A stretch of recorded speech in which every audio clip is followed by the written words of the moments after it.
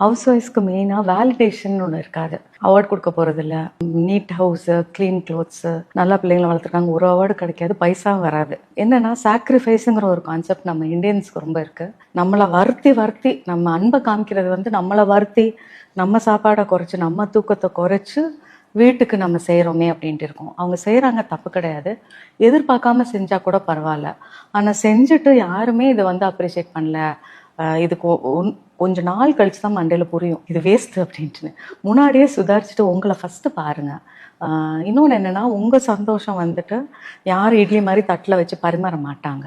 So உங்களுக்கு என்ன happiness கொடுக்குதோ, இது செல்ஃப் கேர்ன்னு வச்சுக்கோங்க, செல்ஃபிஷ்னு கூட நினைக்க வேணாம். உங்களுக்கு ஒரு 1/2 hour இல்லை ஒரு நாளையில் ஒரு 1 hour அந்த யோகா கிளாஸோ டான்ஸ் கிளாஸோ, உங்களுக்கு என்ன ஆசையோ பாட்டு கிளாஸோ, இல்லை ஏதோ வரையணுமா, தஞ்சாவூர் பெயிண்டிங் கற்றுக்கணுமா, இல்லை ஒரு புது லாங்குவேஜ் கற்றுக்கணுமா, உங்களுக்குன்னு ஒரு டைம். ஹவுஸ்